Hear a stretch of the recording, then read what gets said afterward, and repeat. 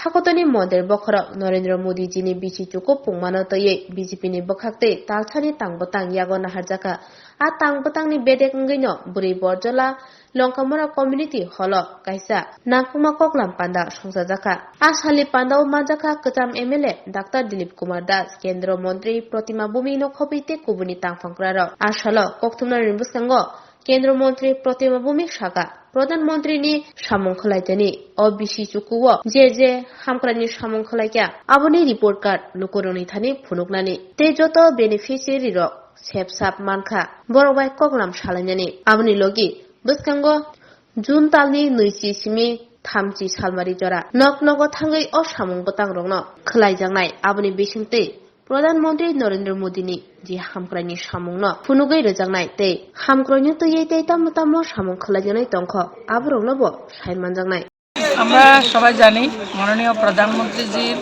যে কার্যকাল সেটা 9 বছর সমাপ্ত হয়েছে। তো 9 বছর নয়, শুধু আমরা প্রথম বছর থেকে মাননীয় প্রধানমন্ত্রীজি বলেছেন যে আমরা জনগণের সঙ্গে যে কমিটমেন্ট করেছি সেই জনতা জনার্দনের কাছে রিপোর্ট কার্ড নিয়ে যাওয়া। আমরা 2015 থেকে সেটা শুরু করেছি, প্রত্যেক বছর পর পর রিপোর্ট কার্ড নিয়ে জনতার সামনে প্রস্তুত হওয়া। আজকে 9 বছর সম্পূর্ণ হয়েছে।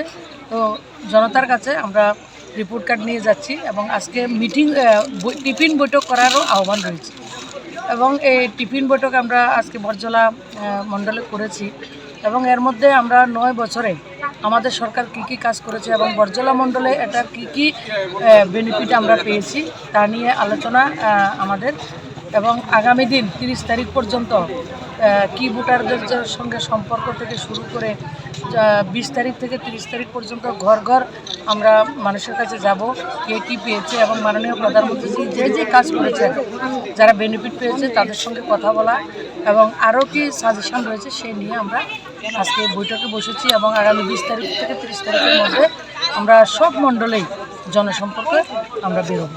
কেমন সাড়া পেয়েছেন এই এলাকা থেকে? শুধু বরজলাতে নয়, গোটা আমি গতকালকে মান্দাইতেও গেছি, অনেক মায়েদের সঙ্গে কথা বলেছি।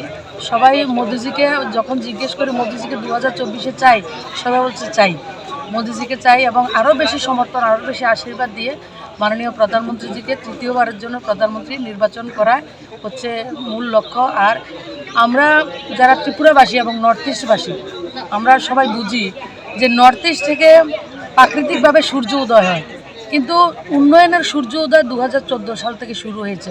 আমাদের ইন্টারন্যাশনাল এয়ারপোর্ট পলন এই বরজলাতে হয়েছে এবং ডবল লেন, যেটা এয়ারপোর্ট থেকে আগরতলা শহরের যে ডবল লেন আমাদের বরজলা বিধানসভাতে আমরা সেটা লক্ষ্য করেছি। আমরা 7টা দূরপাল্লা ট্রেন, সাবরুম থেকে চোরাইবাড়ি রেল লাইন সম্প্রসারণ এবং ন্যাশনাল হাইওয়ে, আগে একটা ন্যাশনাল হাইওয়ে ছিল, আজকে আরও 6টা নতুন করে ন্যাশনাল হাইওয়ে আরও হবে।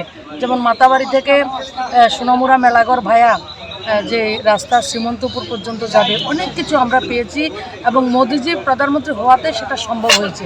সেটা দু ধরনের ডেভেলপমেন্ট হয়েছে, একটা হচ্ছে ইনফ্রাস্ট্রাকচার ডেভেলপমেন্ট, আরেকটা ডেভেলপমেন্ট হচ্ছে আমাদের সাধারণ গরিব মানুষ যারা রয়েছেন তাদের সমস্যার স্থায়ী সমাধান। প্রধানমন্ত্রী আবাস যোজনা, ঘর উজ্জ্বলা যোজনা, গ্যাসের কানেকশান, স্বচ্ছ ভারতের শৌচালয়, জল জীবন মিশন, মাতৃত্ব বন্ধন যোজনা, প্রত্যেকটা কৃষক সম্মান নিধি। এবারও কিন্তু ধান বিক্রি করার যে রেট, দামটা 2000 আমরা 40 টাকা বিক্রি করতাম, এটা আজকে 2183 টাকা হয়ে গেছে।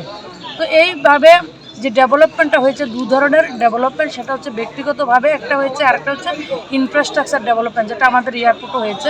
তো সেই বিষয়গুলি আজকে ডেভেলপমেন্টটা দেখা যাচ্ছে টোটালি।